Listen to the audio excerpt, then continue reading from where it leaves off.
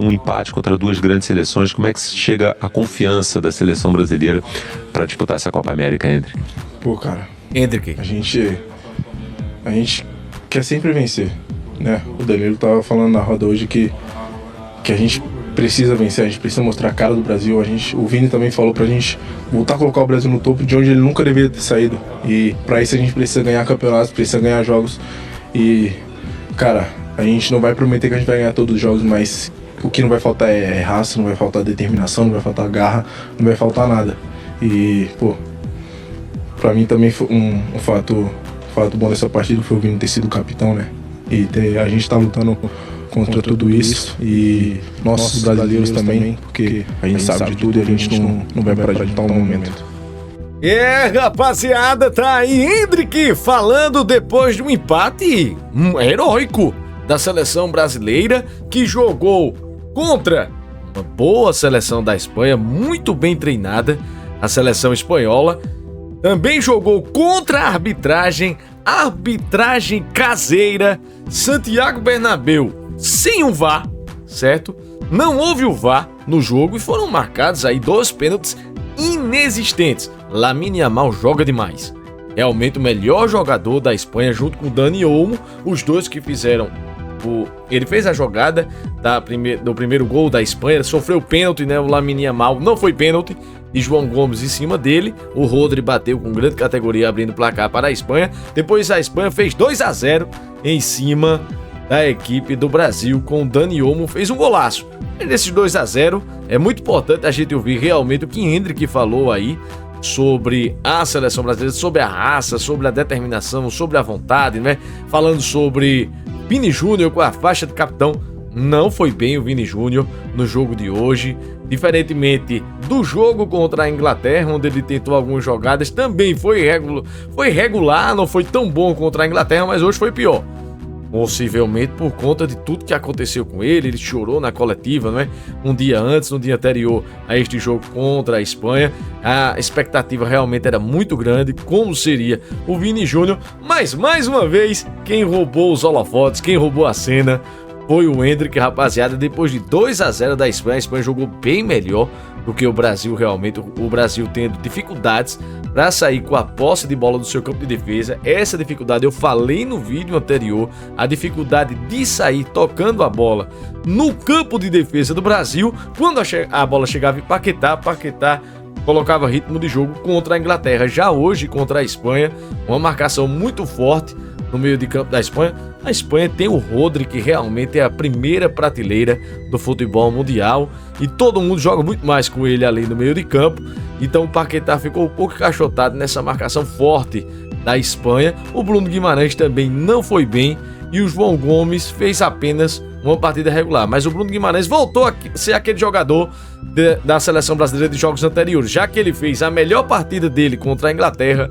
Hoje não foi tão bem, levou um drible, deveria ter chegado com mais ênfase na jogada em cima do Dani Olmo, levou o drible e fez um golaço, realmente, o meia da seleção da Espanha. Mas o grande destaque também do Brasil foi o goleiro Bento. Mas o Hendrick começou a reação do Brasil, entrou no segundo tempo, o Rafinha desaparecido do jogo, parece que ele nem foi convocado, nem entrou em campo com a camisa da seleção brasileira, o Rafinha. O Brasil tinha diminuído com um golaço de Rodrigo de fora da grande área, só golaço nesse jogo. O gol de cobertura maravilhoso, que era o que Vinícius Júnior deveria ter feito contra Pickford, naquele gol que ele perdeu, em que o Kyle Walker pegou a bola dentro da pequena área e evitou o gol de Vini Júnior contra a Inglaterra. Hoje não. Rodrigo apertou a marcação, recebeu um presente do goleiro Unai Simon e conseguiu fazer um golaço realmente de cobertura, diminuindo para o Brasil, deixando o Brasil vivo para o segundo tempo. E aí o Hendrick pegou uma bola sensacional, rapaziada. Comemorou, não é, com a namorada. Vou colocar aqui, meus amigos, deixa eu colocar aqui a imagem. Olha aí, rapaziada, a namorada de Hendrick, a Gabriele, beijando ele aqui, ó. Hendrick mostrando como um amor tranquilo deixa o homem no seu auge. E aqui o Gabriel Ferreira dizendo: a mina beija de olho aberto. O Neymar Júnior Depré, grande abraço, meu querido. Falando aqui, ó, não pode perder a oportunidade de admirar o Hendrick. Hendrick com a namorada depois do jogo, só amor, rapaziada. Então, meus amigos, amor verdadeiro, diz aqui o Hudson Sucesso, e realmente este amor está colocando o Brasil onde deve estar. Endrick vai ganhar mais oportunidades. Agora o Brasil, depois desse empate importante, né, o empate de Endrick no 2-2, o chute forte ainda desviou na zaga e teve um lance interessante. O Curélia pegou o Endrick sem bola, o Endrick ficou sentindo a coxa durante todo o jogo. Até fiquei com medo que ele poderia sair, né, da equipe do Brasil, mas não saiu, continuou no jogo, mas ele guardou, viu? Aquela entrada, aquela paulistinha do jogador, o Cucurella, né, do Chelsea, que realmente é um jogador limitado.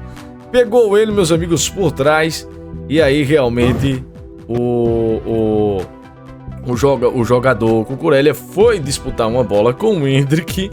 Aí o Endrick deu-lhe, além de dar em cima, deu duas embaixo, descontou a paulistinha, aí foi uma confusão.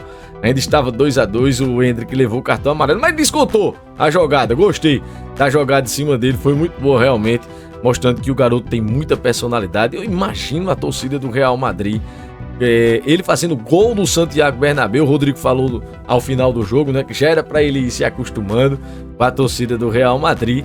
E realmente a torcida do Real Madrid foi a loucura com esse gol de Endrick, rapaziada. Então, meus amigos, deixa eu colocar aqui mais uma imagem, já que a gente tá falando do Santiago Bernabéu. Meus amigos, aqui é ele, rapaziada. Olha ele aqui, Florentino Pérez, o homem que manda em tudo, ó. O homem que manda em tudo. Falando aqui com o Endrick, né? Falando com o Vinícius Júnior e também com o Rodrigo, os três pupilos dele aqui. E realmente, meus queridos, ele deixou aqui a sua camisa, o Rodrigo, e é uma cena icônica, não é? Realmente a Leila Pereira ali vizinha, né? É a presidente do Palmeiras, é a que está cuidando de Endrick enquanto ele não chega, não é? No dia 1º de julho no Real Madrid, e um frisson fantástico. Mas voltando aqui, rapaziada, mais uma vez ao jogo, não é? Um jogaço realmente de Brasil e Espanha, e a Espanha jogando muito melhor. Um perde-pressiona muito grande. Foi o 11º jogo, né, do treinador, o José Luis de la Fuente, bom treinador. A seleção da Espanha é uma seleção forte. Então, meus amigos, esse perde-pressiona, eu vou colocar aqui os números, né, da partida. Deixa eu ver se eu consigo colocar aqui para vocês. Está aqui, ó, as notas da partida, da seleção brasileira. Aqui o Bento 7.4, segundo o site SofaScore, o Danilo recebendo 6.1, foi substituído no segundo tempo por Ian Couto. O Ian Couto é um lateral que apoia mais, mas ficou preso assim na marcação, mas segurou também o Cucurella, né, que gosta de avançar muito.